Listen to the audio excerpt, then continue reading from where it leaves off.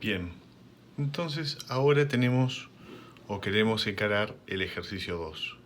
El ejercicio 2 es un diagrama en bloques, es decir, un bloque conectado con otro que está realimentado, que se encuentra con otro siguiente, que representan un sistema mucho más complejo. Pero para poder resolver este tipo de ejercicios, primero tenemos que empezar a ver cuál es el álgebra de los bloques, ¿no? Tenemos, volviendo al anterior, en este vemos que tenemos bloques que son ganancias, que son funciones de transferencia. Y después tenemos nodos de suma o de resta. En el álgebra que vamos a estar manejando, este álgebra en bloques, teníamos nodos de suma.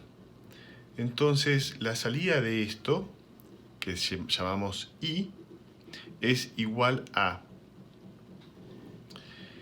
x3, que viene con un menos, x2, que viene con otro menos, se suman. Entonces esto es menos x3 menos x2, vienen por acá, y a esto se les suma x1, sumando positivo, porque el signo del nodo es positivo. Esto puede redibujarse. Podríamos nosotros, en vez de hacer menos x3 menos x2 más 1, podríamos decir que I es menos x3 más x1 menos x2. Y podríamos redibujar esto como si hubiésemos intercambiado estos dos nodos. Es decir, que es x3 menos más x1, y a esto se le resta x2 y va a seguir siendo I. Cortamos por acá y vemos que en este caso I va a ser igual a la entrada x por g1 multiplicado g2. Entonces es x por g1, todo esto multiplicado por g2. O lo que es lo mismo, x por g1, g2, como están multiplicando puedo cambiarlos en el orden y decir que x es igual a g2 por g1. Y redibujar esto como que esto es g2 y esto fuese g1.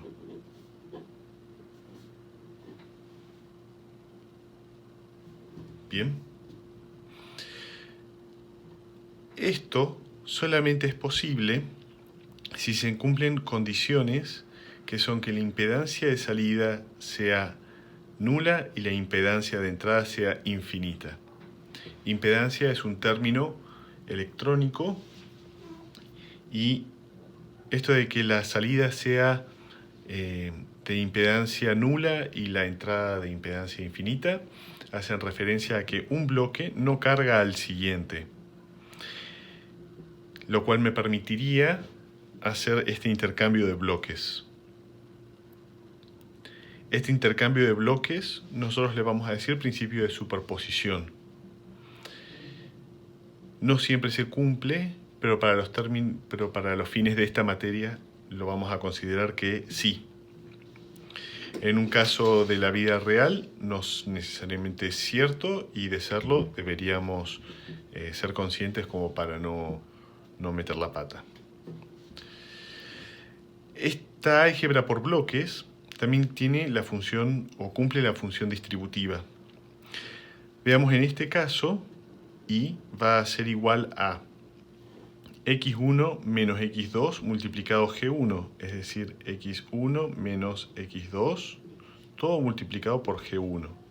Esto es lo mismo que x1 por g1 menos x2 por g1.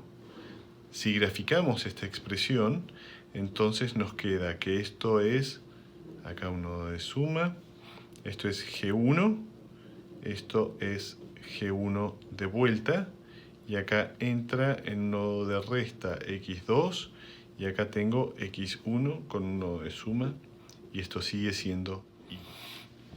Otra cosa que podemos tener son los bloques paralelos, en los cuales y va a ser igual a x por g1 más x por g2. Entonces x puede salir como factor común de g1 más g2. Y podríamos reescribir este bloque como g1 por g2 igual a y.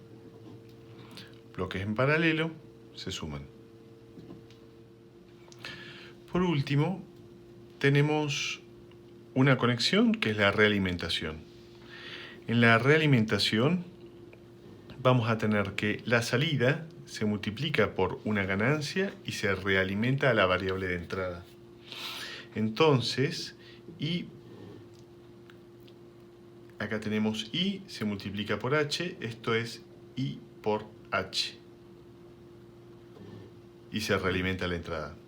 Entonces, esto es x más y por h, todo se multiplica por la ganancia g, y eso es y. Bien, ahora si distribuimos g, tenemos que esto es igual a g por x más g por h por y. Y esto puede pasar restando para el otro lado, es decir, voy a tener y menos g por h por y va a ser igual a g por x. Y puede salir factor común, y acá voy a tener 1 menos g por h, factor común y, igual a g por x. Y la salida va a ser igual a la ganancia g dividido 1 menos g por h por x. Este sería el bloque equivalente entre la entrada y la salida. Es decir, esto puede ser reemplazado por un único bloque que sea g sobre 1 menos g por h y obtenemos el mismo resultado. En este caso particular, la realimentación era positiva. Esto es positivo, positivo. Si hubiésemos tenido una realimentación negativa, es decir, algo con esta forma,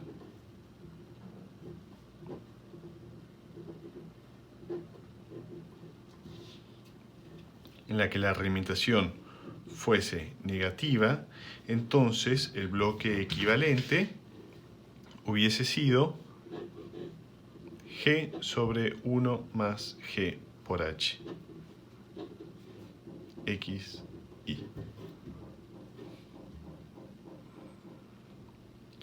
Y esto es importante porque, como les dijo el profe en el teórico, nuestros sistemas siempre van a estar realimentados.